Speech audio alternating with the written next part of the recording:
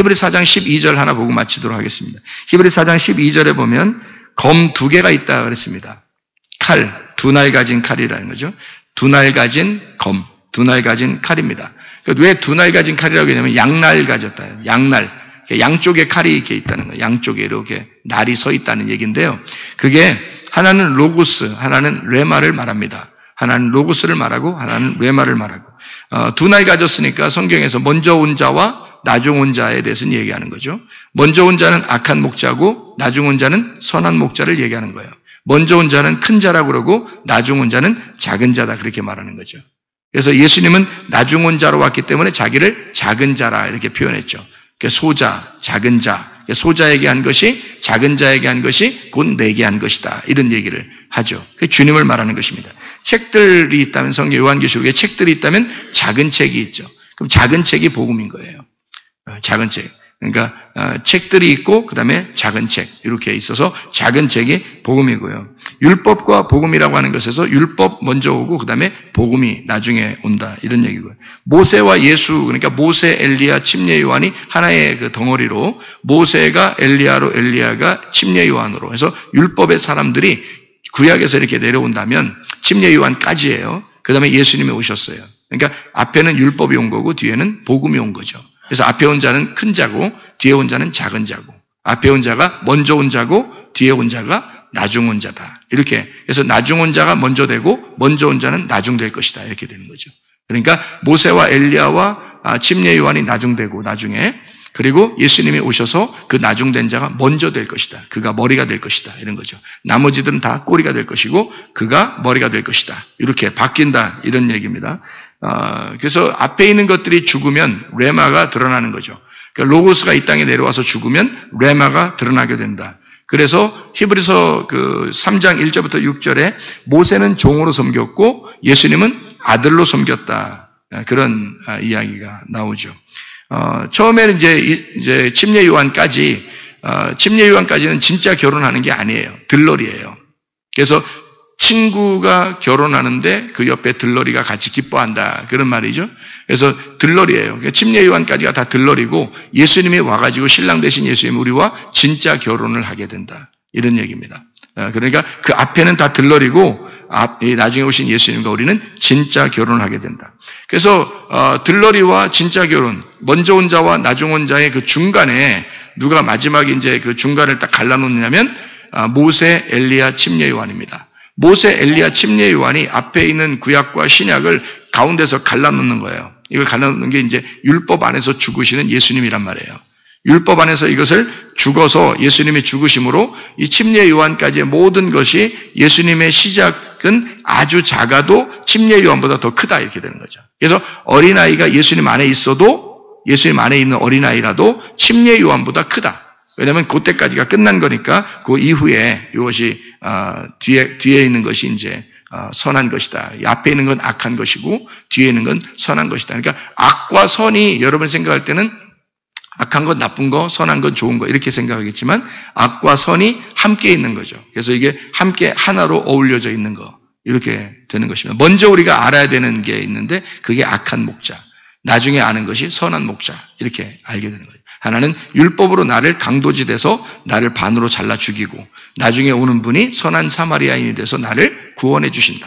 이렇게 되는 것입니다. 그래서 민수기 5장에도 쓴물이 나온 거예요. 쓴물. 두루마리의 쓴물, 그 두루마리는 율법을 말하고 쓴물은 저주를 말합니다. 그래서 율법의 저주 가운데 네가 시험을 당해. 그래서 그 율법 안에서 시험을 당했는데 그게 통과가 됐어. 너는 그런 사람이 아니야. 라고 통과가 됐어요. 그러면은 임신을 하게 된다. 그 통과한 사람은 임신하게 되는데 그가 아들을 잉태해요. 그게 민수기 6장 나실인이 되는 겁니다.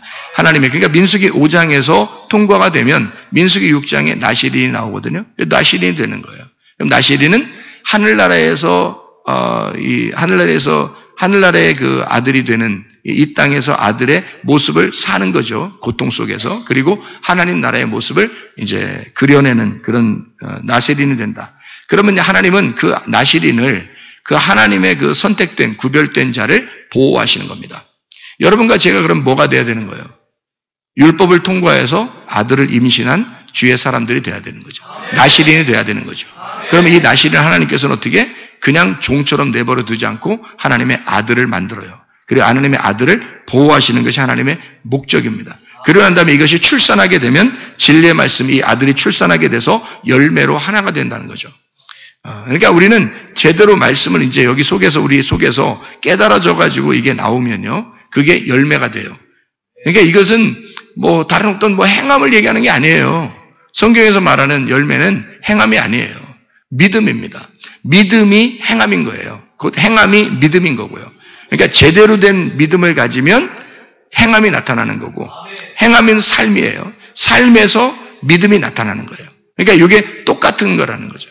그럼 그것이 어떤 착한 행동으로 따지면 말이에요, 예수 안 믿는 사람들도 더 착해요.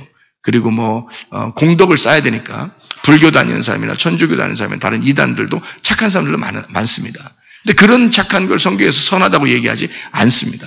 선하다고 하는 것은 오직 하나님만 선하기 때문에 하나님을 네가 소유하고 있느냐, 하나님을 네 안에 간직하고 있느냐, 하나님이 네 속에 있느냐 없느냐, 없으면 넌 이방인이고, 이방인은 뭘 해도 그게 귀신과 교제하는 거다. 이방인이 뭘 해도, 그러니까 예배를 드리고 희생제선을 드리고 그렇게 제물을 많이 드려도 그래도 그거는 귀신과 교제하는 거다. 왜? 네가 귀신이 됐으니까. 그러나 하나님을 제대로 네가 알게 된다면, 하나님을 알게 되면 네가 거룩한 영이 네 안에 들어오게 될 것이고, 그러면 너는 하나님의 아들을 잉태하게 될 것이고, 하나님의 아들이 출산되면 열매가 나타날 것이다.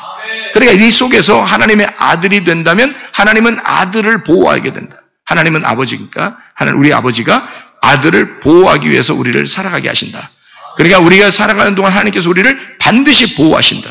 그러니까 여러분 속에서 뭐가 없어져야 되냐면, 이방인의 제사를 드리는 그 귀신이 떠나가야 되고, 하나님의 영이 우리 속에 있어야 된다는 거죠.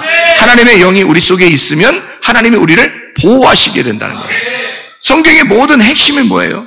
하나님 아들 만들겠다는 겁니다. 귀신 만드는 게 아니고, 그냥 귀신을 쫓아내라. 네 속에서 귀신 쫓아내라. 그리고 하나님의 아들이 되거라. 하나님의 아들 되면 내가 책임질게. 그 말이에요. 하나님의 아들 되면 내가 책임질게.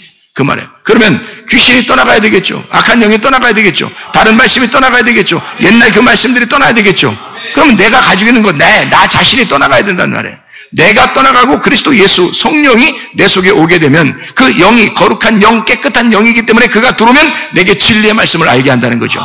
그 진리의 말씀을 알게 되는 그 삶을, 말씀이 잉태되면 너는 믿음의 행함이 나타나는 거다. 그게 그 삶이. 그러니까 여러분 믿음으로 사시기를 바랍니다. 이방인의 제사 드리는 귀신의 제사 드리지 말고 믿음의 제사를 드리시기를 바랍니다. 믿음의 삶을 사시기를 바랍니다. 진정한 예배, 하나님을 알고 드리는 예배, 하나님을 아는 것이 여러분 속에 들어와야 한다는 거죠. 하나님은 그걸 원한다는 겁니다. 하나님을 네가 모르고 너 용감한 거, 부자된 거, 지식 있는 거 그거 자랑하지 마라. 하나님은 그걸 좋아하는 게 아니라 하나님을 깨닫는 것을 좋아하는 것이다. 하나님 마음을 깨닫고 하나님 안에 있는 것, 네가 하나님과 하나가 되기를 원한다. 네가 하나님과 하나가 되지 않으면 넌 귀신과 하나다. 귀신과 하나니까 귀신이 마음대로 너를 하지 않겠느냐. 네 자신이 너에게 속아 넘어가고 너가 너를 넘어뜨린단 말입니다. 그러나 하나님께서 하나님의 영이 우리 안에 거하시면, 하나님의 영이 우리 안에 거하시면 우리는 그리스도 예수와 하나가 될 것이고 그 말씀과 하나가 될 것이고 내가 하는 생각하는 것, 말하는 것, 행동하는 모든 게 기도가 될 것이란 말이에요. 내 모든 게 예배가 될 것이란 말입니다. 하나님이 좋아하시는 하나님의 사람들이 다 되시기를 바랍니다. 우리 한번 기도하겠습니다. 기도할 때 악한 영은 다 떠나가게 하시고 하나님의 영으로 충만하게 해달라고 우리 한번 기도하겠습니다. 기도합니다. 우리 하나님 아버지 인도하시고 사랑하심을 믿습니다. 아버지 하나님, 우리의 속에 우리가 하나님을 알지 못하고 제사는 이방신의 제사를 다 떠나가게 도와주시고 모든 귀신은 다 떠나가게 하시며 하나님의 성령으로 충만케 하옵소서. 진리의 영으로 충만케 도와주시옵소서. 악한 영은 다 떠나가고 하나님의 성령으로 충만하게 살게 도와주시옵소서. 하나님의 진리의 말씀이 우리 안에 거하여 하나님을 알고 예배하게 도와주시옵소서. 감사합니다. 주님께서 너를 복주시고 너를 지키시기를 원하며 주님께서 그분의 얼굴을 내게 하셔서 내게 은혜 베푸시기를 원하고 주님께서 그분의 얼굴을 내게 하셔서 내게 평강 주시기를 원하노라. 이제는 우리 주 예수 그리스도의 은혜와 하나님의 사랑과 성령의 교통하심이 교회와 가정의 영원토록 함께 할지어다. 아멘.